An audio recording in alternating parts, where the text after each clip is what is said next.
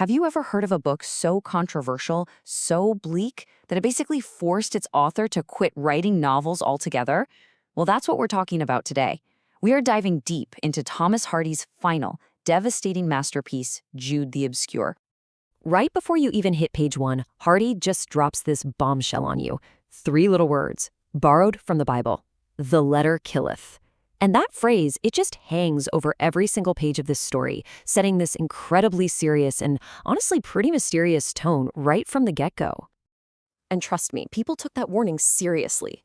When this book came out, it sent absolute shockwaves through Victorian society. It was a direct challenge to everything they believed in. So, why? What made a simple novel feel so dangerous? I mean, the backlash was immediate and just brutal. People were condemning it from church pulpits, trashing it in newspapers. One bishop even famously claimed he tossed his copy right into the fire. So yeah, this wasn't just seen as a story. To them, it felt like an all-out attack on the establishment. So that brings us right to the heart of it, doesn't it?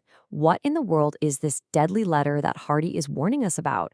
And what part of Victorian England did it threaten so much that they completely lost their minds over it? All right, to really get this novel, you have to understand its core conflict. Hardy sets up this huge battle between two opposite forces. He actually borrows the idea from the Apostle Paul in the Bible, this concept that rigid written law, the letter, can sometimes just crush the true spirit of what's right. He takes that religious idea and applies it to, well, all of society. So think of it like this. On one side, you've got the letter. These are society's rigid rules, its traditions, its unwritten codes of conduct. And on the other side, you've got the spirit. That's the real, authentic, messy part of being human. Our passions, our dreams, our desire to be free. Hardy's whole point is that one of these is designed to completely destroy the other. And you see this brutal conflict play out again and again in the life of our main character, Jude. His spirit is hungry for knowledge. He has this beautiful dream of studying at the great university, a place called Christminster. But the letter, the cold, hard reality of the class system, slams the door right in his face. It's the exact same story with love.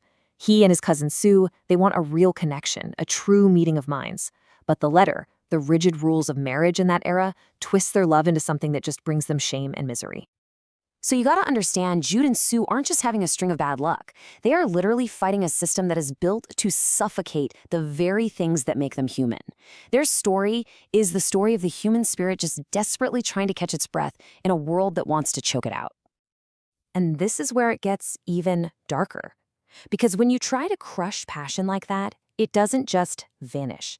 No, it mutates. It becomes something twisted, something way more dangerous. Hardy gives us another little clue with this second quote, also right at the start of the book. Now, on the surface, it sounds like it's blaming desire, and maybe even women specifically, for all the trouble in the world. But come on, this is Thomas Hardy we're talking about. It's never going to be that simple, is it?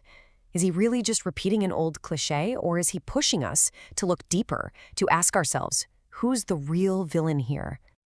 Okay, stick with me, because there's this incredible ancient Indian myth about a figure named Bhasmasur that explains this perfectly. So this guy gets a divine gift, the power to turn anyone he touches into ash.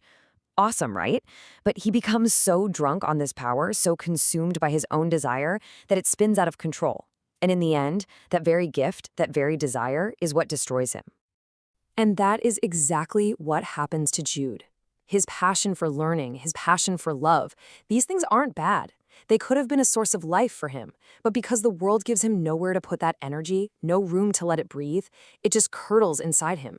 It turns into this self-destructive Bhasmasur-like force that eats him alive. Desire isn't the real killer here. The world that represses it is. Now, all of this takes us to a place way beyond just a critique of Victorian England. Hardy is digging at something much deeper, something timeless. He's asking how any of us are supposed to find meaning in a world that seems determined to deny it. I mean, just look at the scorecard. Every single major institution that's supposed to give your life meaning and structure completely fails him. Education rejects him. Marriage becomes a torture chamber. Religion, instead of salvation, it just gives Sue a crippling sense of guilt. Every pillar of society just crumbles to dust. So you see, this isn't just a story about an unfair system. It's an existential crisis. It's about a problem we all face. What do you do when the world that was supposed to make sense just doesn't, when it offers you nothing but a brick wall. This quote from the source material it nails it. Jude isn't just a victim of his time. He's a symbol for any of us who feel adrift, searching for some kind of meaning, some kind of pattern in a universe that doesn't give you any easy answers.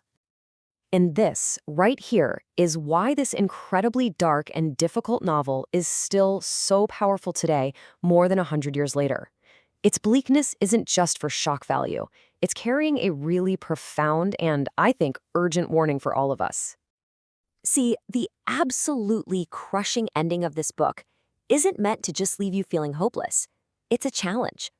Hardy is holding up a mirror and begging us to watch out for the letters in our own lives, the rigid beliefs, the inflexible systems, the rules we follow without question, that threaten to snuff out that fragile, vital flame of the human spirit. And so, I'll leave you with that final question to chew on. Look around, at our world, at our own lives. What are the modern-day letters that demand we conform, that punish creativity, that threaten to kill the spirit? That is Thomas Hardy's timeless and frankly terrifying challenge to us all.